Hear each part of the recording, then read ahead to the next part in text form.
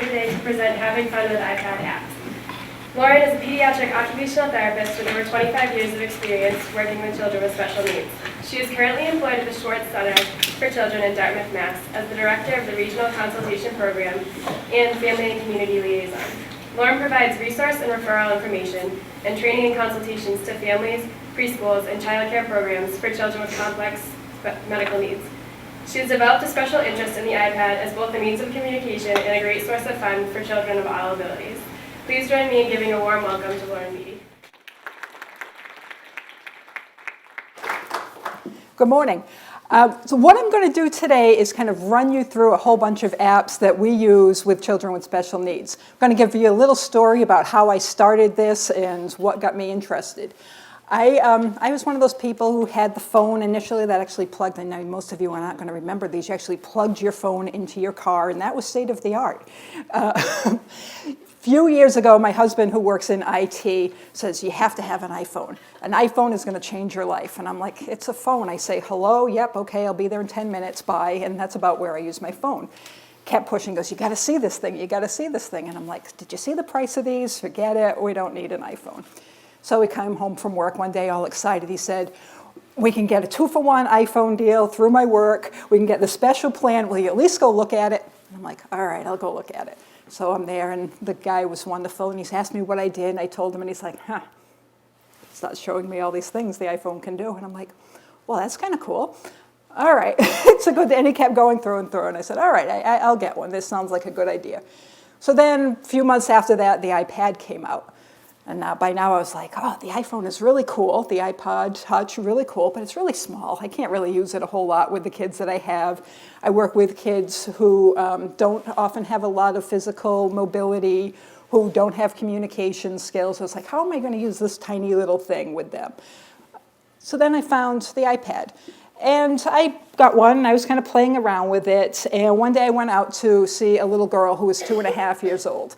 This is my little friend who has spastic quadriplegia. She's very, very tight. She has limited mobility. Her hands are fisted.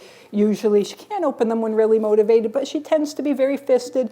Her house looks like FAO Schwartz. Every single toy available, mom bought, grandma bought, aunts and uncles bought, trying to find something that this child would engage with. And everything sat there. You know, I think they had stock and battery companies for every toy that they had. So I said, do you mind if I try something? And Mom's like, oh, we're not going to be able to afford one of those. She's not going to be able to do that. And I said, well, I just want to try. I want to see what she'll do with it. So she started off. I brought this out, and I went, and she kind of looked a little bit. And I put her hand on it, and she used her fist initially, and she went.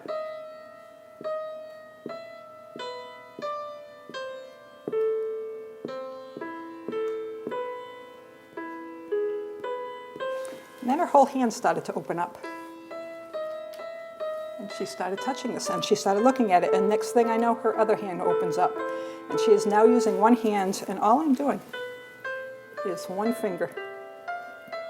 And she could play a song, and she was vocalizing, she was singing. Her mom's like, I don't care how much that is, where do I get it?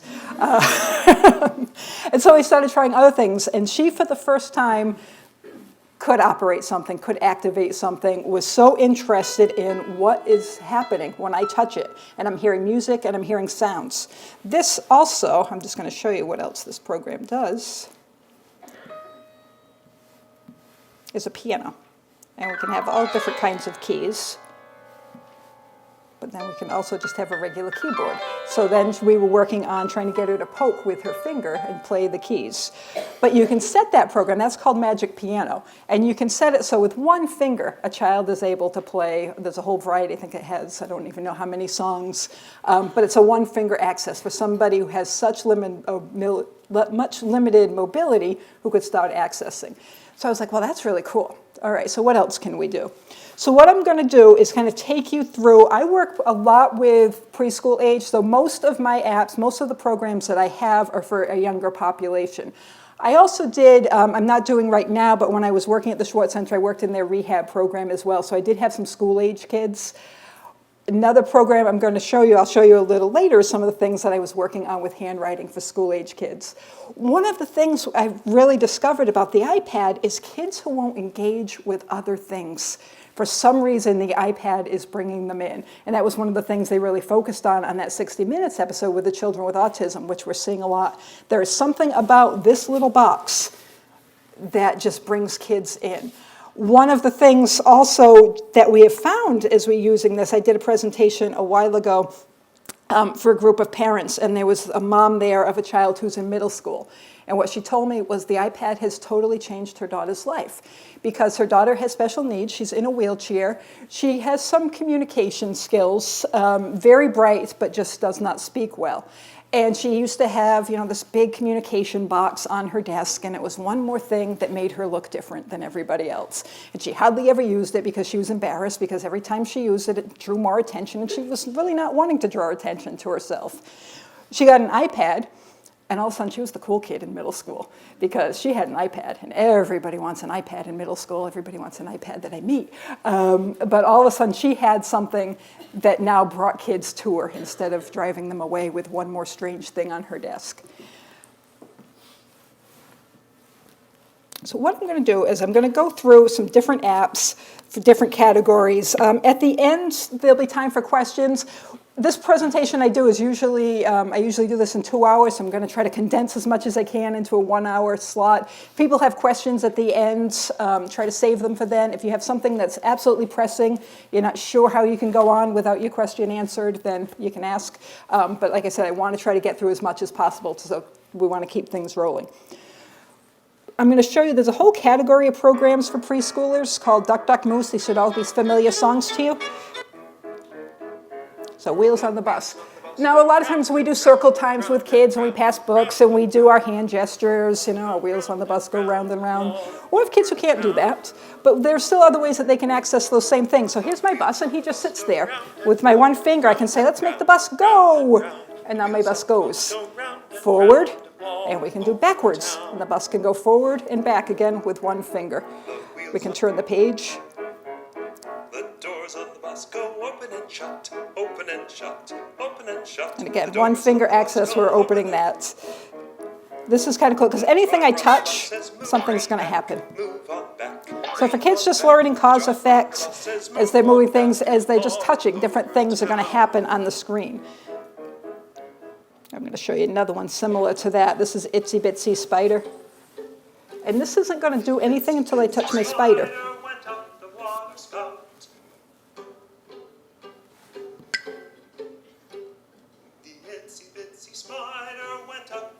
And as I touch things, different things are going to happen. 1. And he's going to count.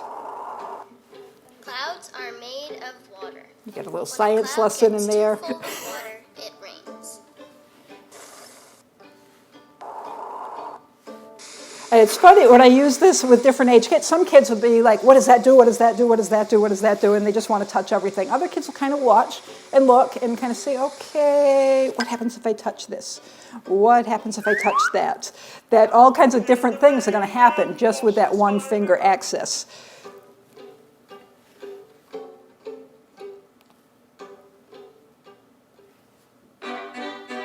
Old MacDonald had a farm, E-I-E-I-O. And on this farm he had a chicken, E-I-E-I-O. Old MacDonald had a farm. I would just like to say, E-I-E-I-O. This one's a little strange.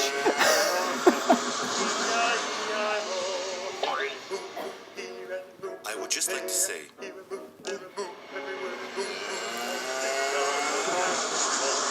So there's a little alien invasion in the middle of it.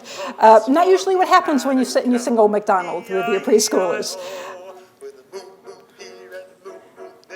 So there's a whole bunch of those. Again, they're interactive things that we do with really young children. One of the things that often comes up when we're talking about using electronics and using any kind of media with young children, I always say, I would never just hand this to somebody and let them play with it and let them do it. That you really want that interaction. You don't want this to replace the social interaction. You don't want it to replace that back and forth communication. So as I'm using this with children, we're always talking about what's happening back and forth. I do a lot of prediction. What do you think will happen if we touch this? What do you think is going to happen? Where'd the cow go? And of really kind of talking through it. So we're not just pressing buttons and there's no interaction. We look at, especially with young children, when we're using using anything. I don't recommend these for everybody. And we're really looking at when is it appropriate and when do we want to bring this in for kids. I look at it often for kids who don't have access to other ways of doing this. This may be a nice way for them to access. There is, let me just show you a few other music programs. I showed you that was Magic Piano. This I have some of my older kids love.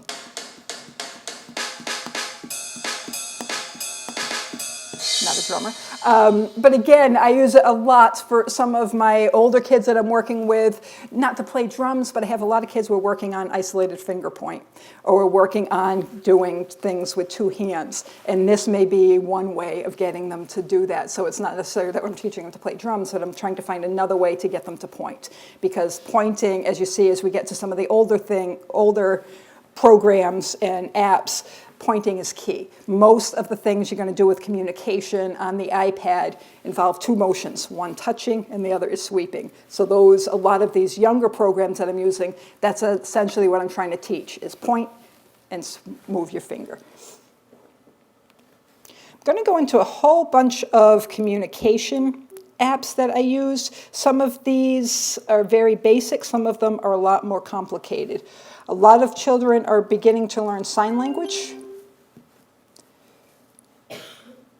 And sometimes I use a lot this one with parents. Will put onto their apps or their phones because they're learning sign and they can't remember every sign.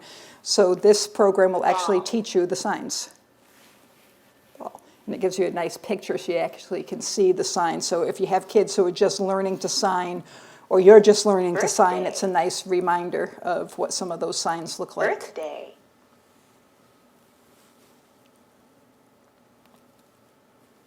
There's a program, I'm just going to kind of go down my list here.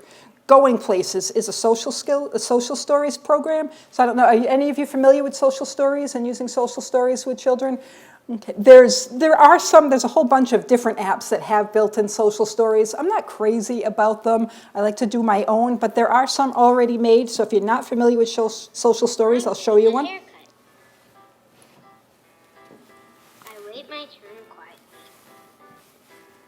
I sit, we're okay. This is the hairdresser. I sit very skillfully. The hairdresser wets my hair. This feels good. He cuts my hair with scissors. He uses clippers too. All done. That was easy. So essentially for a child who's never had a haircut, you can kind of show them pictures of what's going to happen, go through the steps. This program, Model Me Going Places, has about 6 or 7 of them built right in.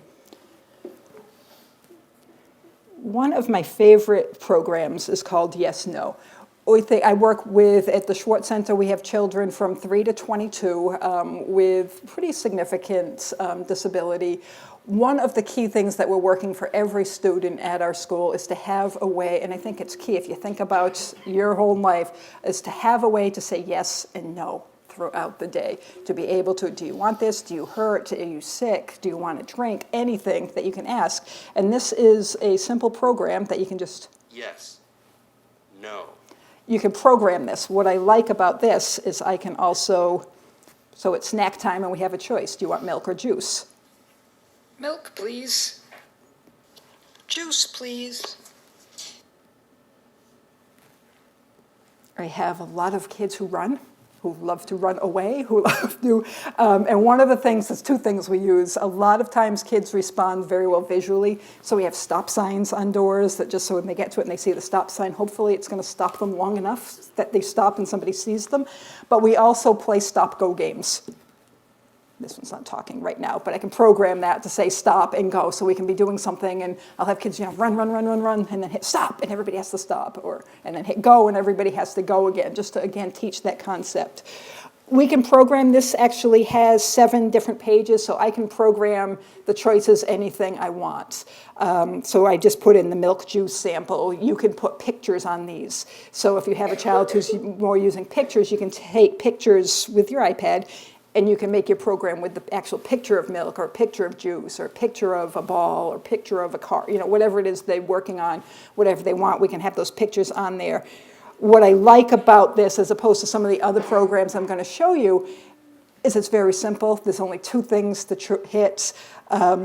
It keeps choices for kids who are first learning that choice making and simple pointing. It keeps things very simple. So I use yes, no a lot. One of the programs I'm going to show you, I was talking about, I hope I'm going to show you, is called Sonic Pics. And Sonic Pics is a program you can use to make your own social stories. And it may not work in here. So last night I was telling somebody before, it's not going to work. All right, I'm not going to be able to show you Sonic Pics. I don't think. We'll try again. Sonic Pics, you can take your own own pictures. So last night, this was my 9-year-old. I told him to go in the other room and tell me a story, and pick some pictures and tell me a story. One of the coolest things I have found about iPads is kids aren't afraid of them, that you can give these to kids, and I give it to my 9-year-old. I didn't give him any directions other than, here, figure out how this works, go in the other room, tell me a story about these pictures. And 5 minutes later, he's like, okay, I'm done. I don't know if you like it. I'm like, okay. I'm going to see if it works. It may not. Beast at Batman. Right there. I'm a beast at Batman. And that's me with my iPod Touch. And there's snow out. That was his birthday last year. And this is me holding an iTunes gift card because I didn't have any money at that time. I was wearing a fishing vest for no apparent reason. And that's pretty much it. What we do with that program is, like I said, I don't know what he was going to do with it. What I like to do with that program actually in our school is we have a few kids who bring iPads with them to school. So if we're doing a special event, if we're doing a special activity, we may take pictures of the child throughout that activity and then have the teacher or somebody in the room who's verbal then narrate the story. As you can see, once I hit go, it just kind of plays itself. It's really easy to do. You put your pictures in. As you touch the picture, you talk. You move to the next picture, you talk. You can put up to, I believe it's 12 pictures in there to kind of create a story of what you're going to do, what you did. The cool thing about that is one of the ways that we use that is to then take those stories and then you can email it. So we can take that and you don't have to have an iPad at home to use it. I can then email that story home to Mom so she can see what we did in school that day. So that's just one of the ways we're using Sonic Pics. We do use it, some of our classrooms are using it for social stories. One of our classrooms, we have a living skills group that actually goes out in the community on field trips. They go to the grocery store, so beforehand, they will send somebody to the grocery store and take pictures. These are the things we're looking for, so then they can show the kids. We're going to go to the store, we're going to buy milk, we're going to buy eggs, we're going to buy whatever flour, we're going to come back, we're going to make a cake. And so they already know when they get there what they're looking for, and then as they see the things, they'll bring the iPad with them, and then they can start recognizing those things that they saw in pictures to kind of expand on those skills a little bit. Speak It is a program. I actually had a college student come to me because she knew I was doing things with the iPad, who was verbal but had a very, very quiet voice. And she couldn't participate in classes because no one could hear her. And she was concerned. She said, I never raise my hand because no one's going to be able to hear what I say. How can I participate? And so, we kind of did a little assessment. It's like, what skills? She's like, I can type. I actually type really well.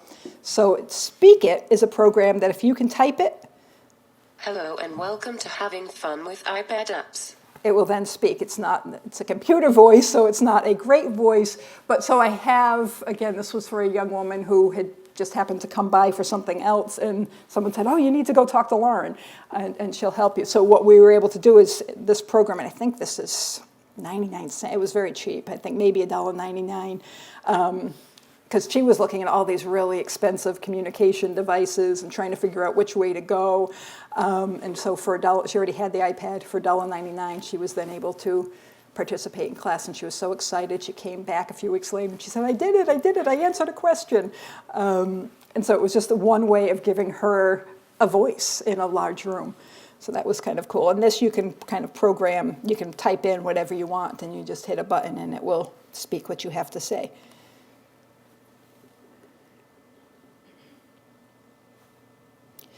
There are all kinds of programs that are already built in. This is called Tap to Talk. I'm hungry. I want some fruit. Strawberries, please. Banana, please. So these are already programmed. You can't, the problem with some of these apps, and I'm going to explain the difference between some of them, that I just showed you, Tap to Speak, is free. Not very customizable. It only says certain things you can't do a whole lot with. There are tons, thousands, probably hundreds of thousands of apps out there right now. And I'll talk a little bit at the end if we have time about where to find them. But one of the programs that I'm now going to show you is almost $200. And the difference between this and what I just showed you is this is very customizable. This is huge. I can have hundreds of programs on here. This is called Proloquo to Go. This is the program that was featured on 60 Minutes the other night. I need something to eat. Fruit. Grapes. I need grapes.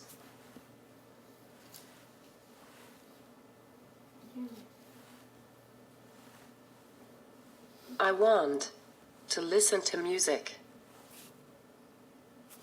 I want to listen to music.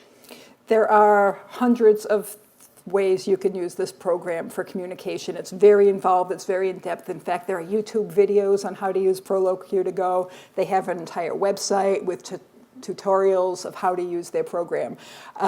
It can do so many things. I have very few kids right now who are actually using this. A lot of the kids that I'm working with are using much less involved programs, but this is a really nice one if a child really needs a more in-depth communication system. This does pretty much everything. You can change the voice, you can change you can have it in women's voice, men's voices. You can have a British accent if you prefer. You can have kids' voices. I'm pretty sure you can actually program a voice yourself into this one, so you don't have the computer-generated voice as well. There's a new program, very similar, that someone came in. One of our staff came by last Monday. I had just walked in. She's so excited. There's a free program. It's going to be $100, but it was free Friday morning. And I said, it's Monday. She's like, I know, but it still might be free. No, it's still going to be free. What happens is there's a program, if you're interested in apps, there are two, and if you're on Facebook, or they're also online. One is called Moms with Apps, and the other is called Babies with iPads. And both these sites on Facebook have free Friday mornings.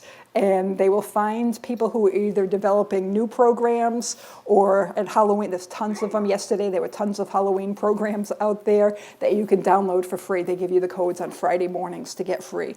So this program called SonoFlex was free on a Friday morning.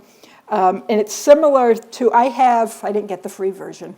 So I do have, there is what's called a light version, which was free. So I have this, which is the light version. It's not programmable. I can't save things. It's good if I'm just teaching somebody. But what I like about this is I can set themes. So you can see over here in this right-hand side, we can have an About Me, a playground theme, a circle time theme, an art theme. So if I'm doing an art project, I can set this up. So all my colors are there, all my art things are there, everything I'm using for my art project I can have in the pictures. If I'm doing, if we're going out to the playground or going to the gym, then we can have the playground, we can have seesaws. So we can kind of customize that a little bit. We can also, there's a way to set up an About Me page. So my name is Lauren. You can program that for that specific child. We have a lot of people wanting to have customized pages for their kids. And in both Proloquo to Go and this program, you can then customize pages, and you can go into, on the full version of this, you can buy the full version, and then you can have, my name is, I am however many years old, my favorite color is, so they can kind of tell something about themselves as well. Whenever, and I see this all the time, when somebody meets a child for the first time, the first thing everybody, hi, how old are you, and what's your name? And the kids who aren't verbal have no way, they stand there, and then the mom starts answering for them. What we really want to do is give a way for kids to answer those questions themselves. Walking around with an iPad, an iPod Touch, which is the smaller version, is a way to give kids that voice themselves, giving them that independence. We can set these up so a child can go into McDonald's and order their own meal, or I always say McDonald's, but can go into a restaurant and then order for themselves. and if you know what you're doing ahead of time. So we had, again, our living skills group was going out. Before they went out, they had the kids look at the menu, so they kind of knew what they wanted. Then they were able to set up the iPads. So once they got there, everybody could order for themselves. The waitress was floored, going, "What is that thing? How did you do that?" Because she was like, "I've never seen that before." But it was great because the kids could then go in and they didn't have to wait for the teacher to order for everybody. They could each have their turn and order what they wanted, which I thought was really cool.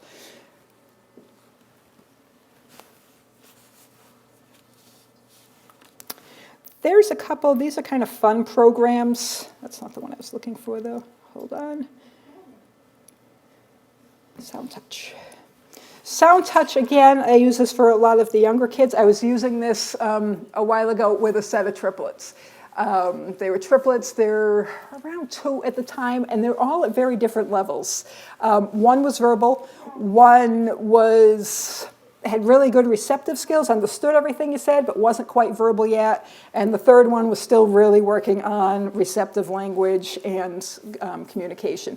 So this was something I was able to do with all of them. So the first one I'd say, "Where's the cat? Can you show me the cat?" And she went, "Cat," right there. So her brother, who was not verbal, who was just learning language, I would say, I'll call him Sam for now. "Sam, where's the cat?" Well, he can't miss. He got the cat. So he could be successful too, is what we were looking for. So then I'd ask his sister, "Where's the cow?"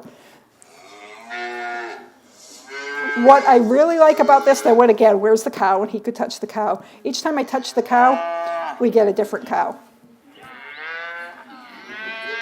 And we go to our dogs.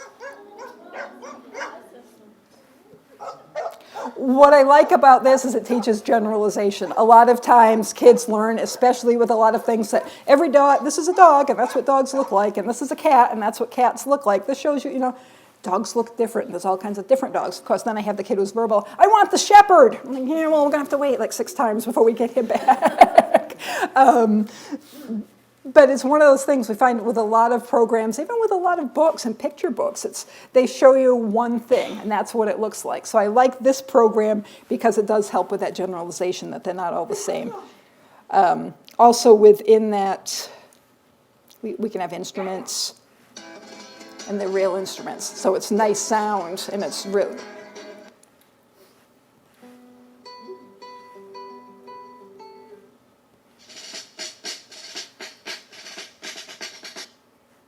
I like the saxophone.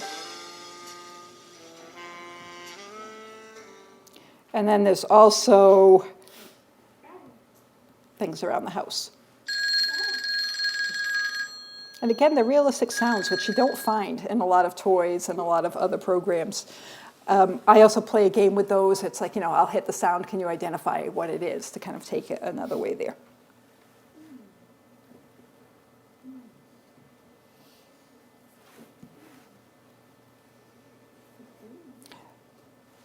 There's all kinds of programs. This is Leonard. But what I like about Leonard, hello, Leonard. Hello, Leonard. Good morning. Good morning. I was working with a little boy, that's why I want to show you Leonard, because I love Leonard. I was working with, he's going to keep talking to me though, so I can't keep him on, because he'll keep repeating what I say as I talk. I was working with a little boy who's 9 years old, who had a brain tumor. And as a result of that, his speech was very dysarthric. It was really difficult for him. And because of that, he was very bright, very age appropriate, and he knew he sounded different. And it was really hard for him to talk to people because he knew he sounded different. He would come to me, and he really trusted me after a while, and he would talk the whole time. He'd be like, "Okay, can we focus on something else?" Because he just wanted to talk because he knew I understood him.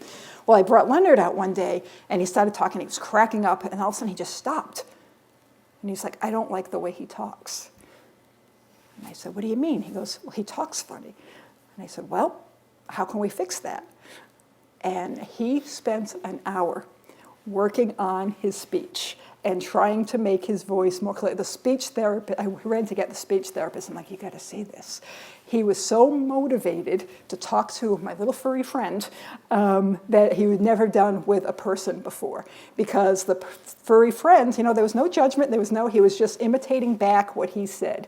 And at the end of that, he was talking so much clearer by the end of that session because he could hear himself, he could hear it repeated, and he knew what he had to do to make it clearer. So he uses Leonard all the time now in therapy. There's a whole bunch of programs out there like that will do that voice back.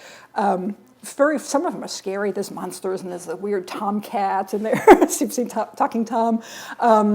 Leonard, he's, the kids all love Leonard for some reason. But Leonard also, you can scratch him.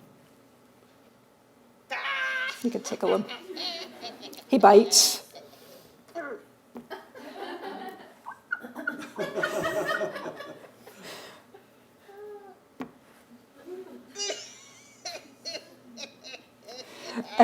All these things on here. Yes. What happens is, and I can't do it in here because I don't have it, but all those little things you can use too. And there's a little pinwheel on there, and when you actually blow into the microphone, the pinwheel will spin, which I thought was amazing. The first time I realized, I'm like, you can actually blow into the iPad and it makes the pinwheel spin. There's a couple other programs like that. I don't have one, but there's a candle like that. They blow into it and it blows out the candle. So for kids, you're working on that blowing sound, blowing motion. There's programs out there that will do that. You can also he eats. You can feed him. He takes drinks. It's really a fun, and I think that was 99 cents. It's really a fun program. Vocal Zoo is kind of what it sounds. It's similar. There's a lot of these programs that are similar. Cat. That's good sound. What's funny about this one? I got to find it. There are animals on here that no one's ever heard of. I'm not going to find them now. There's like a Quetzal, Quetzel. I'm like, yeah, that's good. We'll just skip over him. Chimpanzee. So that it just goes through. And again, nice pictures, realistic pictures. There's animal fun. It's Mountain goat. This one you can actually do some spelling. UNTAINGOAT.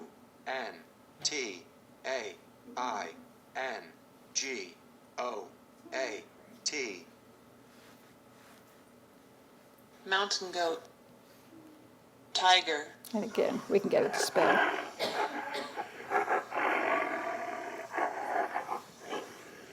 TIGER.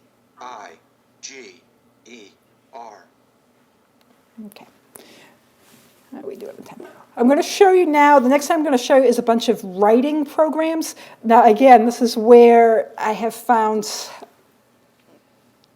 have a little girl that I was working with, she's a little 8-year-old with Down syndrome, who came to me. She was in a regular 2nd grade class, doing really, really well in school, was really working on handwriting. Handwriting was a big struggle. She could spell, she could read, she knew her words, but she was having difficulty writing. So she came to me the first time, and I gave her a crayon and some paper, and I said, let's see how you write. And that paper and crayon went flying across the room. No, writing.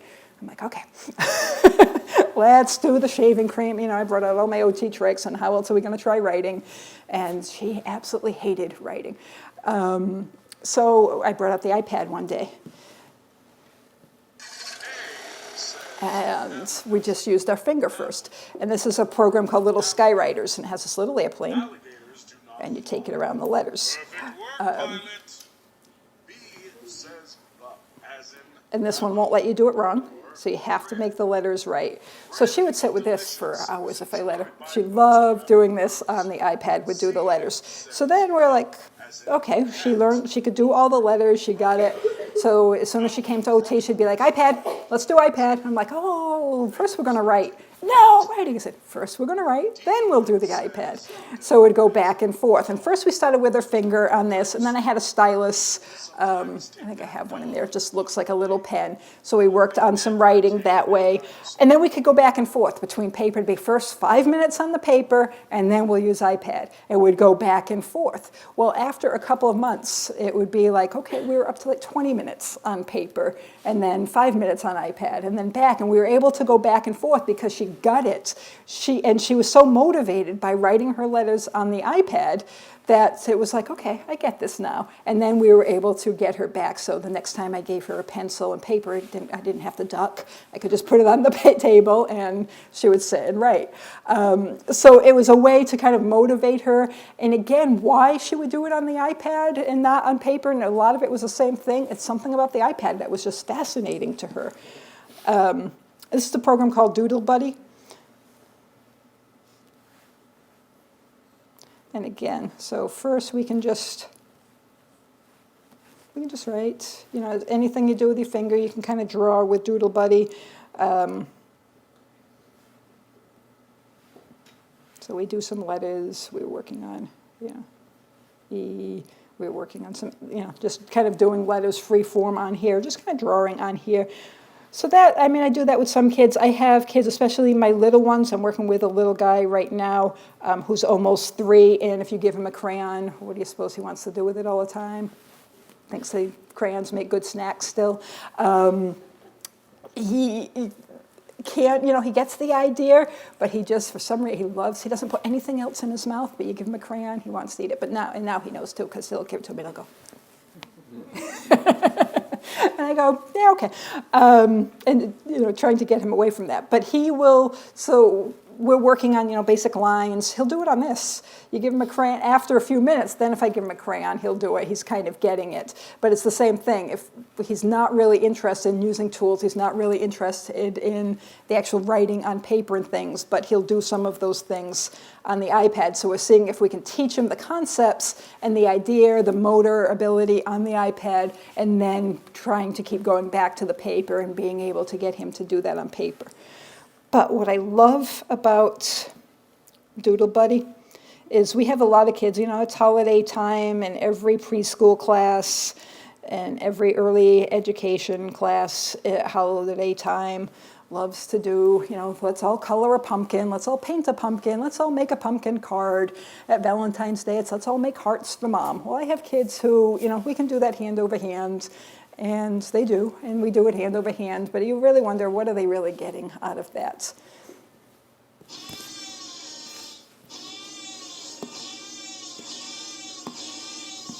So with one finger, they can make a Halloween picture, so I can change it. We have all kinds of stamps here. We can put little witches. You can have it without the sound effects, too. I usually turn my sound effects off on this, because that's a little creepy.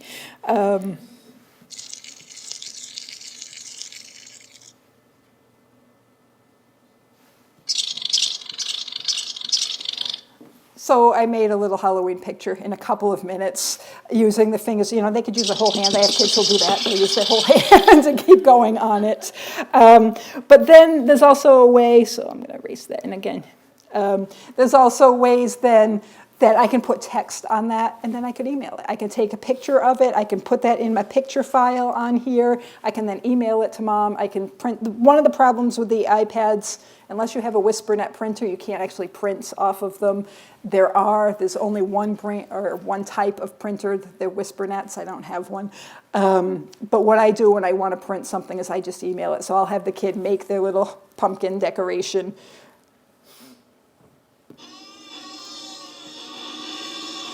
And then I will email it to myself, and then we can then go print it. So that we use a lot for especially around holiday time, especially for the kids. And we'll do the other ways as well, so we're not replacing the things that the other kids are doing or other ways of doing it. It's just adding one more way of doing it. So instead of somebody coloring their pumpkin hand over hand, they were able to do something independently just by touching the screen. So we're looking for kids to be independent wherever we can. There's lots of different drawing programs.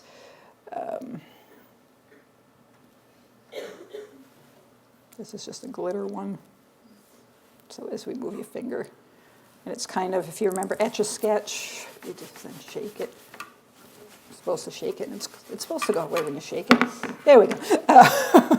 So as you make something, as you shake it, you can kind of get rid of it that way. There's a bunch of different handwriting programs on here. This is one I use again with some of my older kids. Connect the dots are really big in early ages. So this is, and again, I do this really interactively. What do you think this could be? I have no idea. So then we stop. 2, 3, 4, 5, 6, 7. If you do it 8, wrong, 9, 10, 11, 12, 13, 14, 15, 16, 17.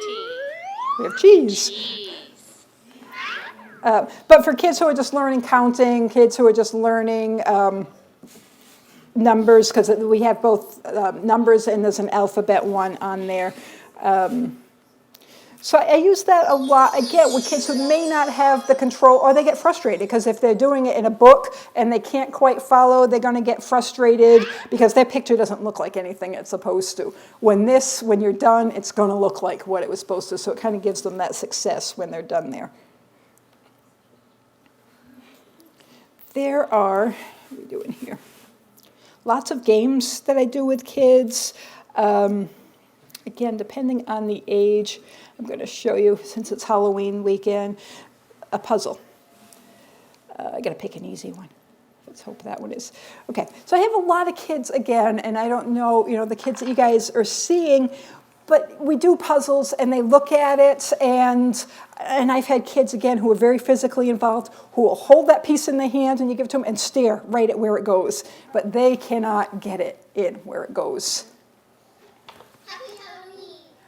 So this is the same kind of concept, so we can just kind of drag things where they need to be and kind of do some puzzles that way. So it's just another way of doing puzzles. And also I have the kids who,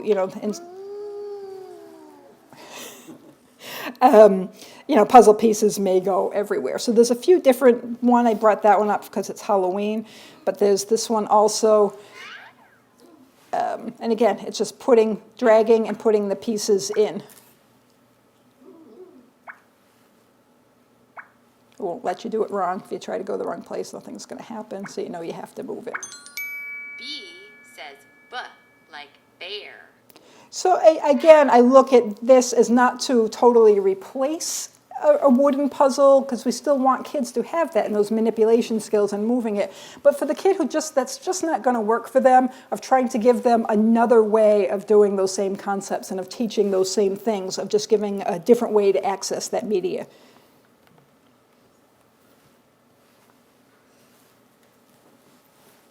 Welcome to Elmo's Monster Maker.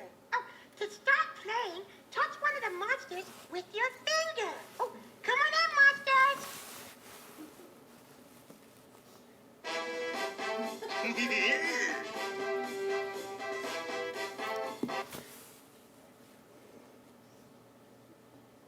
I can't smell or see. So again, we're teaching body parts for kids. I should go. To give your monster a nose, other nose goes. You can keep And again, this is what we're really interactive. Those eyes! So we can try again. There we go, now we have eyes. Is that a nose? What is that? Elmo nose. Definitely not a nose. Thank you. There we go. And we can give them hats. Elmo thinks your monster wants to And then again, to make this engaging, so now we're going to dance with our monsters, and we'll get up for the kids who can get up and dance, and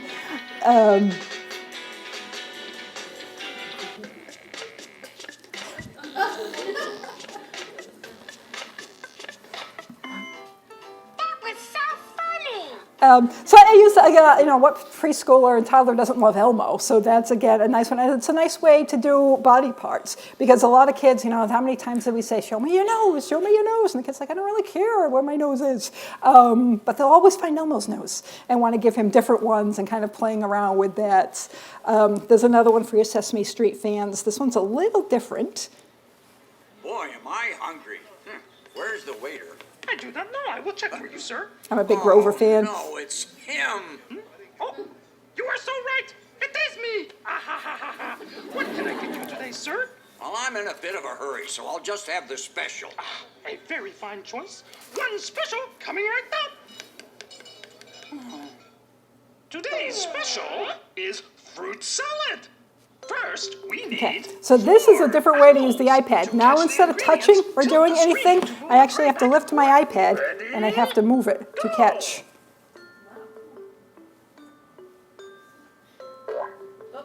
Yeah, One. Uh-oh.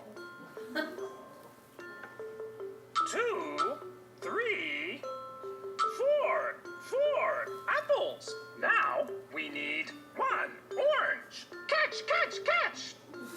1 orange. Last but not least, we need 2 bananas. Ready, go. 1, 2 bananas. You have caught 7 ingredients all together. So again, that's just a different way. I'm going to show you one other one, unless you want to continue to watch Grover and you'll see it. So it's using the iPad now instead of actually touching. You're actually having to use your eye-hand coordination, your motor skills a little bit more because you're going to have to now control the iPad to do that. There's another program very similar to that that I'm going to show you. This is a maze. Okay, so now again, you can see the little numbers there. Now I have to use, I'll try to do this, see if I can watch up there and turn this. I actually have to move the iPad to get the numbers. 3, 4. You get the idea. But again, so it's now using this instead of using a paper and pen to kind of follow through and along. Just a different way, again. I'm really cautious as to who I do that with because the iPads are fragile. I do have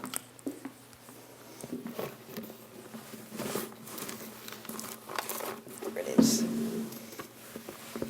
A nice big rubber case for the kids if I'm going to do that with, so we don't have to worry about that. They are, you know, I have the iPads that I use with kids are usually in some kind of case.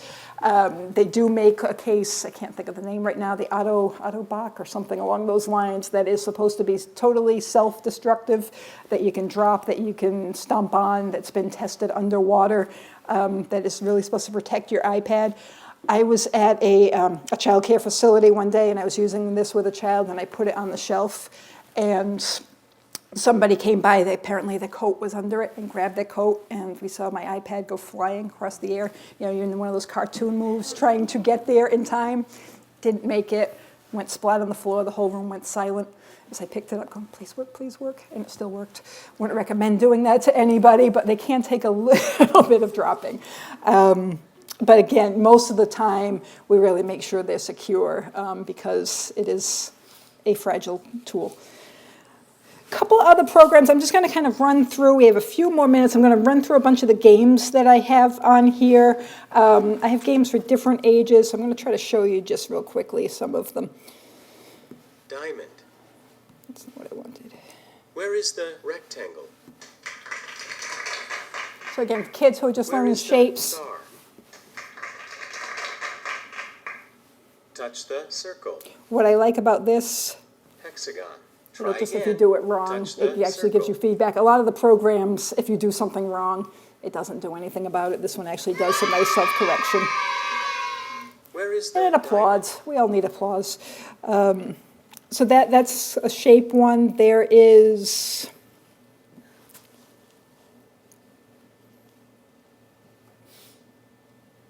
Monkey, preschool, lunchbox. This monkey only wants the biggest fruit. Touch the Again, biggest working fruit. on those concepts. Super cool. Oh no, this monkey's lemon broken to pieces. Can you put it back together?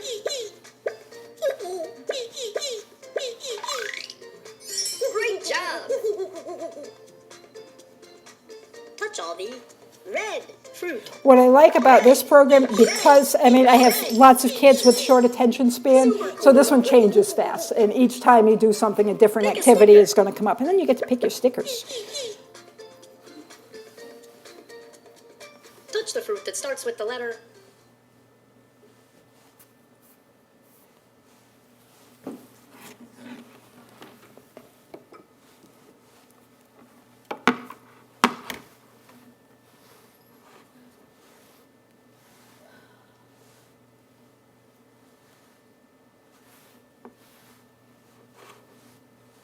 Laugh out loud. This is, I actually had just got this one, so as a following direction. So a lot of times, I don't know if you guys ever play Simon Says with kids. Simon Says, if you're working with young kids, it is amazing what kids will do for Simon that they won't do for you. So if you're trying to get them to do something, and I've done this with countless toddlers and preschoolers, give them directions, and they all look at me and I say, Simon says, move your chair to the table. And they'll all run and get their chairs and move them to the table. Simon says, pick up your crate. And for some reason, if you're playing it as Simon Says, kids will do things. I had a little boy years ago that I was working with who was born without thumbs and had major reconstructive surgery to build his thumbs. And we're really working on getting him to do things with his hands. Now, I had come up with every single thing in the world to try to get this kid to isolate and point. One day we were playing Simon Says with some other things. I'm like, Simon says thumbs up. And he's like, Simon says index fingers up, pointers up. And he's like, Simon says touch fingers. And he's like, this is great. Okay, great. Simon told him to do it, he was in. So this following directions game I have found to be similar. So if you're working on basic directions with kids of to put it into a game, so it's the iPod's telling them to do it. For some reason, kids will do it for the iPad that won't do it for me. Again, just another way of doing that. We've all played memory games, with the little cards that end up everywhere. This is the same kind of idea.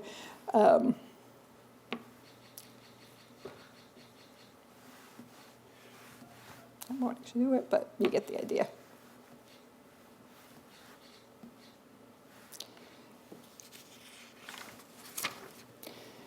Anybody ever hear of Angry Birds? Come on. No one's heard of Angry Birds? Okay, thought so. Angry Birds, I do some of this with some of the older kids, and I rationalize it because you're learning geometry, you're learning physics. You have to figure out those angles as to how you're going to knock those birds down. I just updated, so I really was at a much higher level than this. But again, so you have to pull that little bird.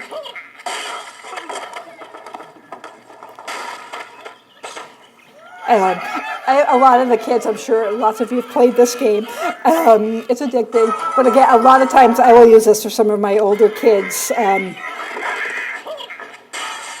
But again, we're looking at that finger isolation. They have to figure out when to pull, when to release, how hard to do it. As you get into the higher levels, you start looking at, you have to use two hands to do some of the things. So you have to start using some strategy. There's another program similar called Cut the Rope.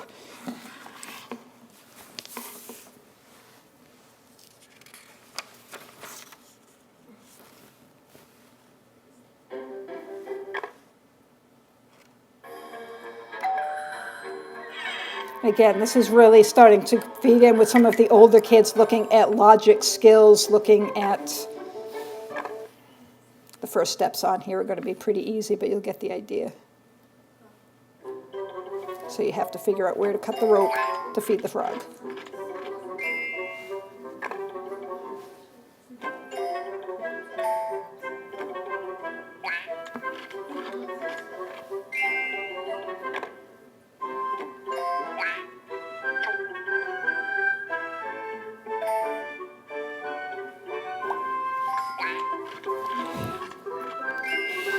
Okay. One more category I'm going to show you real quick are my books. So the iPads can also be used as a reader. And this is Toy Story. It'll take a minute.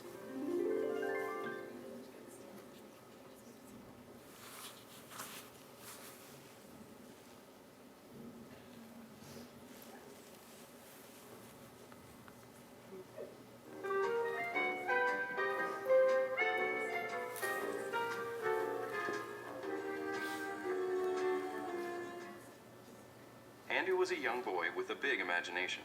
He loved playing with all his toys, but his favorite was a cowboy doll named Sheriff Woody. And then to turn the page, we just swipe. One finger swipe turns the page.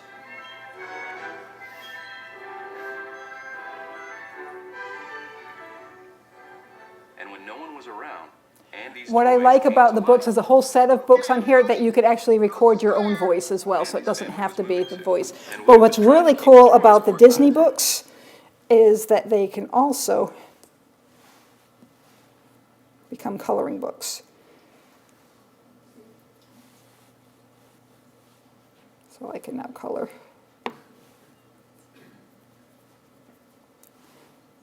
Stay inside the lines. Yeah, you really, but you can't do this. This is how I stay inside the lines. So now you can just do this, and it will color everything the colors that they want them to be. I've always been an outside the box kind of person. So you have kids again, and there's all kinds of coloring book apps on here as well that you can download. So it's a book that also has different games in it. It has some different, my favorites. Green Eggs and Ham by Dr. Seuss.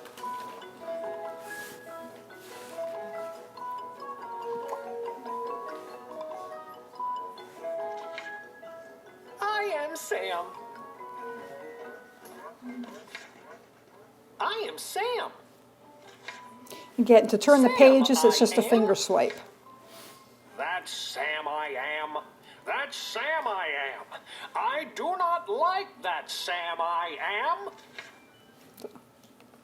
There are different apps out there where you can download libraries of books, and again, depending on what you want to use them for, you can have them that the child has to read, that you can read them to them, that you can program your voice, that you can add the coloring books, whatever, into those. So there's all kinds of things. What I have found really that the iPad is, it's not for everybody. I mean, you have to kind of look at what it is you're using, what skills you're trying to work on. I love the communication apps. I like a lot of the games too for some of the kids as a motivator. So for some children that I'm using it with, it's a communication device. For some children I'm using it with, it's a writing tool. For some children I'm using it with, it's, I've had kids, real young kids that were first learning motor skills and we're getting them on their hands and knees and they don't really want to be there. Or we're working on pull to stand and getting up. Nothing, I've tried every toy in the world to get that kid motivated to get up to stand to get it. Put the iPad up there, like, I'm in, and they're climbing right up. So I use it as a motivator for physical skills at times. I use it as a reward for some children. If you do this that are a little hard, then at the end of the session, you can play, you can pick. With a lot of kids, it's like, first we're going to play what I want to play, then you can pick a game, then we're going to go back to what I want to do, and then you pick a game and kind of really use it, kind of some back and forth things. So that's kind of concludes our time. If anybody has questions, you're welcome to come up afterwards for a minute or two. I do have some handouts that have, if you're interested, that have all the apps that I have and that I use on my iPads. They're available somewhere. Kelly has them. Can we take just one question and then we'll call it a day? Question. Yes. How often do you look for new apps, like throughout the week? Sometimes daily, sometimes it'll come up. People come to me. What happens is I'm the iPad person at our agency. So people will come to me and say, I need an app that does, and I'll be like, all right, let's see what I can find. In the handout on the back page, there are some resources that I use. I find the iTunes Store to be one of the least, not the most helpful for finding apps. What I usually do if I want to find an app for a specific thing, I use Google. Google is my friend. And I will Google best apps for handwriting for a 4-year-old. And we'll get a list. Best app for whatever I'm looking for. And usually that will link you to different recommendations. The other thing, just real quickly, I always recommend when you're looking at apps, there are lots of apps out there. So if you put in piano, you're going to get 100 pianos. Be sure to read the reviews because some of the piano apps are excellent. The one I have, I highly recommend. Some of them do nothing. Some of them will shut your system down all the time. So make sure you're reading the reviews on your apps because there are a lot of apps that will just freeze constantly and they become more frustrating than productive. Turn it back to you. On behalf of CBDC, we'd like to present you with a t-shirt, and thank you so much for coming and speaking to us. Thank you, my pleasure.